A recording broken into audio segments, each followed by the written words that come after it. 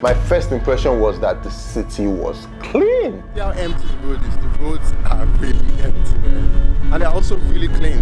Benin Republic is a small West African country that rarely makes global headlines. It has no major wars, no nuclear ambitions, and no powerful military. On the surface, it looks like an ordinary coastal state with a functioning democracy and a modest economy. Yet in recent years, Benin has quietly become one of the most strategically important countries in the region. To understand why, you have to look beyond Benin itself and toward the vast Sahel region just north of it. Several Sahelian countries are landlocked, meaning they depend entirely on coastal neighbors to import food, fuel, and essential goods. As political instability, coups, and security crises spread across the Sahel, these supply routes became fragile. Benin sits at the center of this system. Its coastline and ports now serve as a critical gateway between unstable inland states and the global economy. This strategic position has drawn the attention of major world powers, each seeking influence over a country that suddenly matters far more than its size suggests. So, what does this mean for Benin and for the whole world? Let's find out.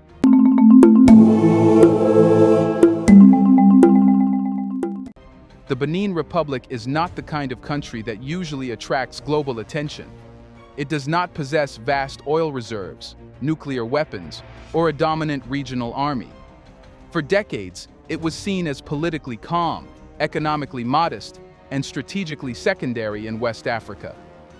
While neighboring countries made headlines for coups, wars, or dramatic confrontations with foreign powers, Benin remained largely stable and predictable.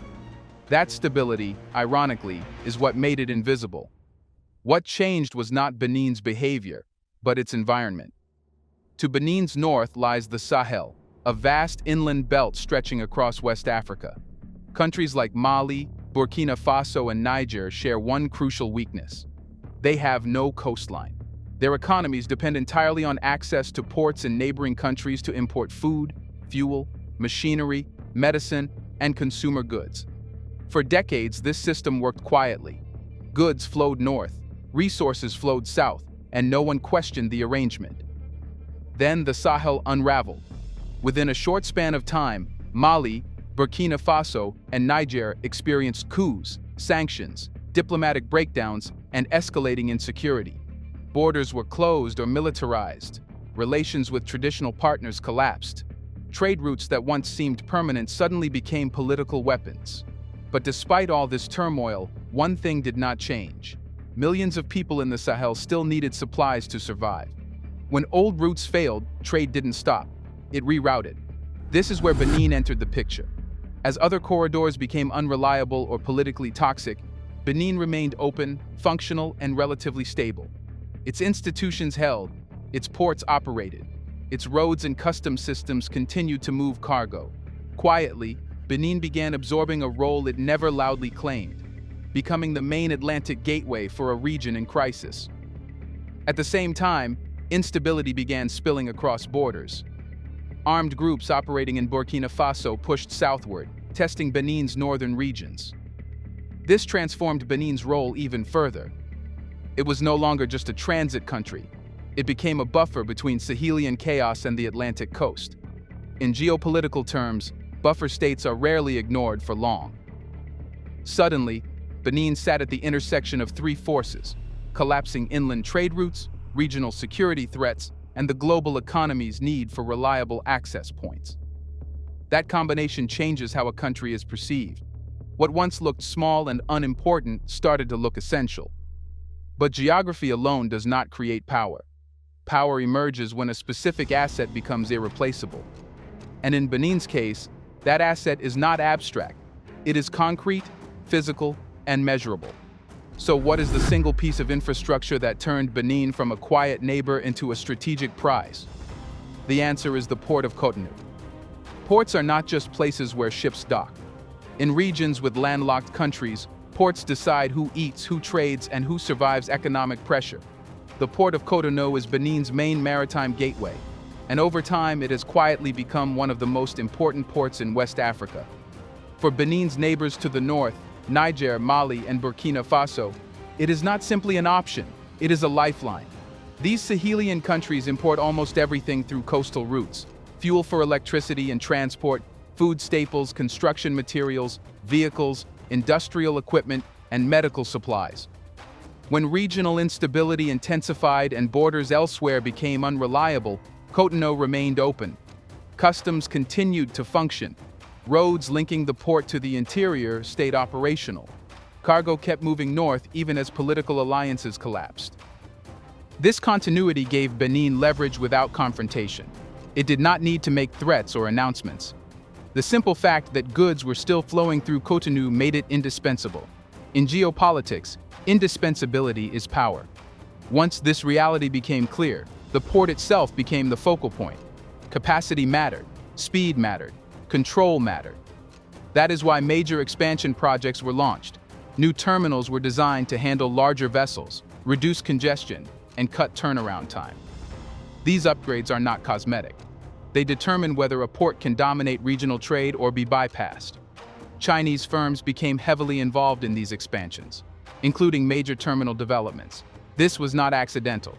Infrastructure like ports locks in trade patterns for decades. A port that handles larger ships at lower cost attracts shipping lines, insurance, and logistics firms. Once supply chains adjust, reversing them becomes extremely difficult.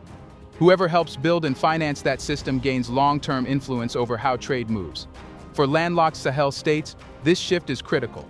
Each improvement at Cotonou reduces its vulnerability to sanctions, border closures, or hostile neighbors. It gives them breathing space. For external powers, that breathing space is strategic leverage. But a port does more than move goods. It anchors entire economic ecosystems, railways, highways, warehouses, customs systems, security arrangements, and financial flows. Once those systems align around a single hub, that hub becomes a pressure point. Support it, and economies stabilize. Disrupt it, and crises spread quickly inland. This is why the port of Cotonou stopped being just Benin's concern. It became a regional asset with global implications. And when an asset reaches that level of importance, it stops belonging to one country in the eyes of powerful outsiders. That realization triggered something predictable in international politics: competition.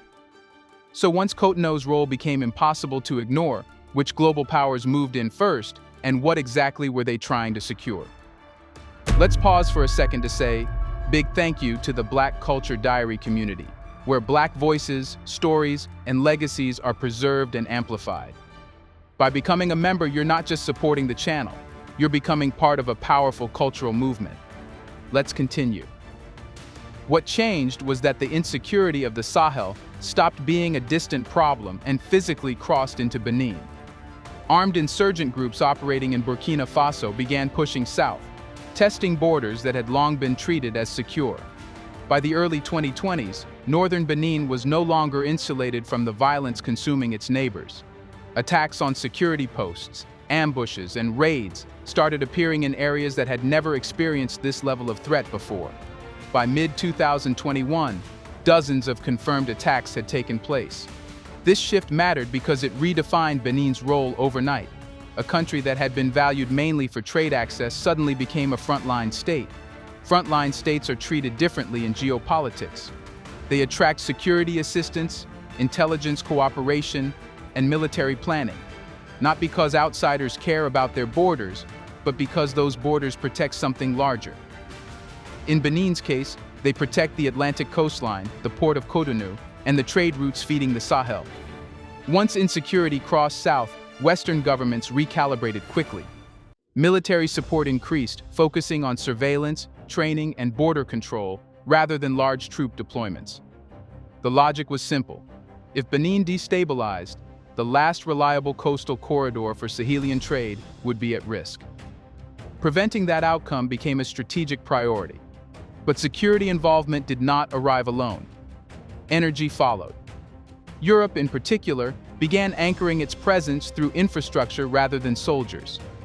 A major electricity grid investment, worth tens of millions of euros, expanded access for hundreds of thousands of people. On paper, it was a development project. In practice, it tied Benin's energy future to European-backed systems, ensuring long-term influence without visible force.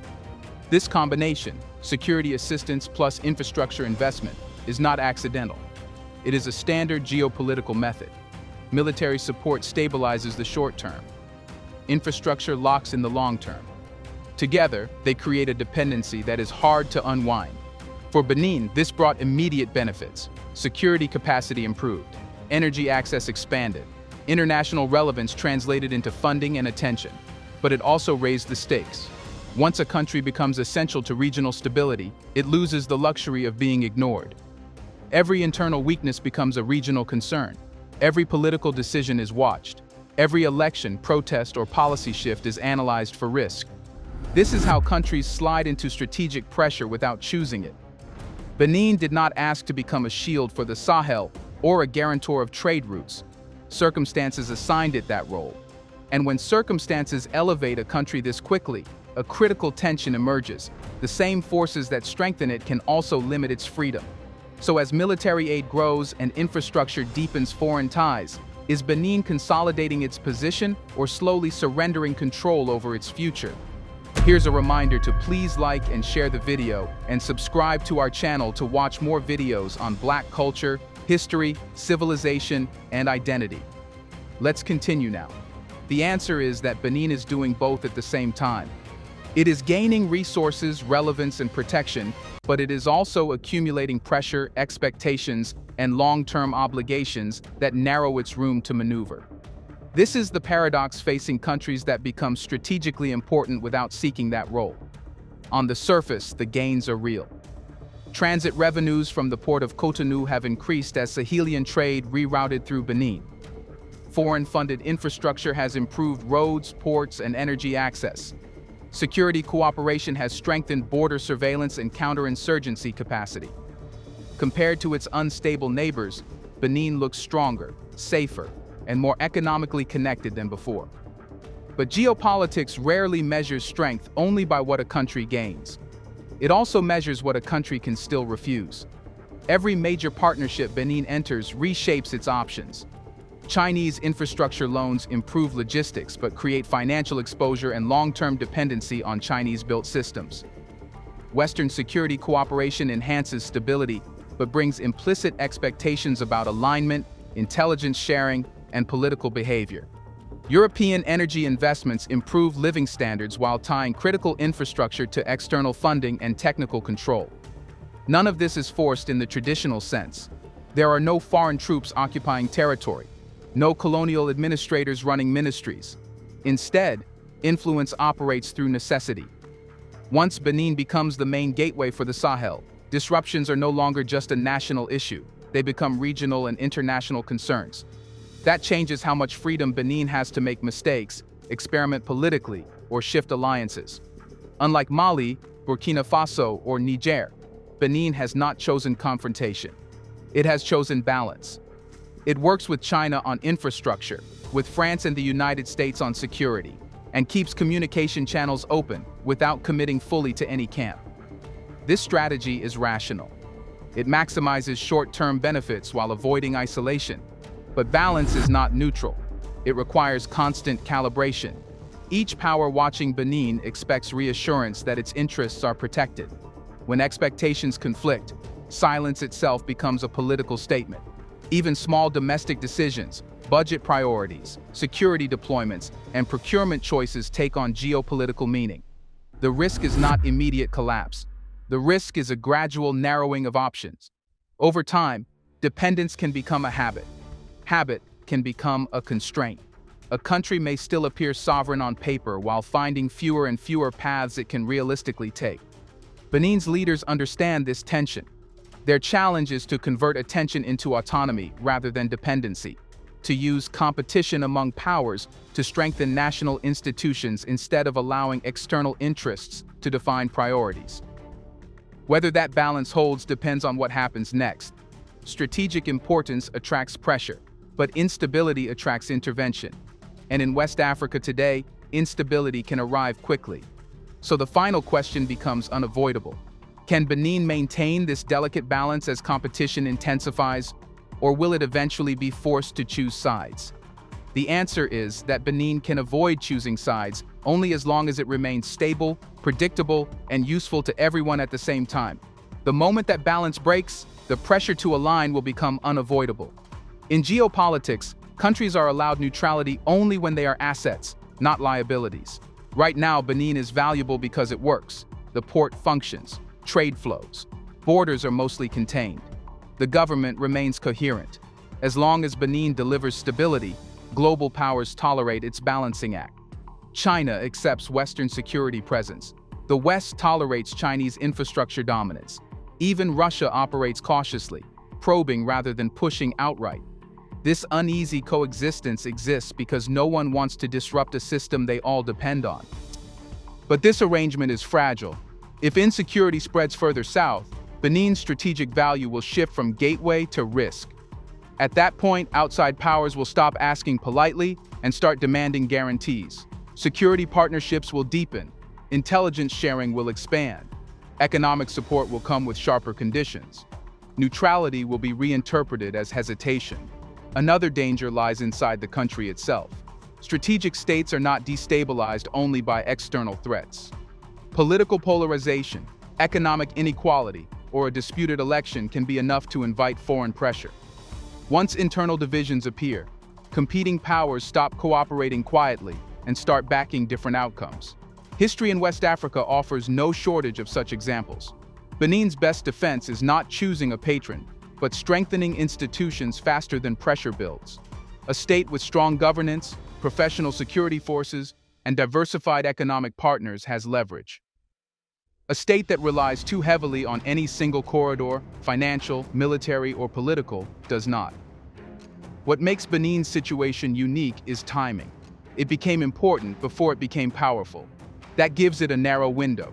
If it uses competition to modernize infrastructure, improve security, and solidify sovereignty, it can emerge as a regional anchor rather than a proxy arena. If it delays, the same forces now investing quietly will begin intervening openly. In today's West Africa, the most dangerous moment for a country is not collapse, it is sudden importance. Importance attracts help, but it also attracts control. Benin is standing at that exact point where every decision carries weight far beyond its borders. The question is no longer whether Benin matters. That is already settled.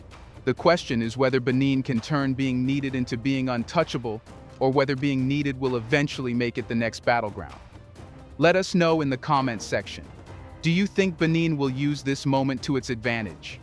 Do you want to watch more videos like this one? If so, subscribe to our channel and press the bell icon next to it.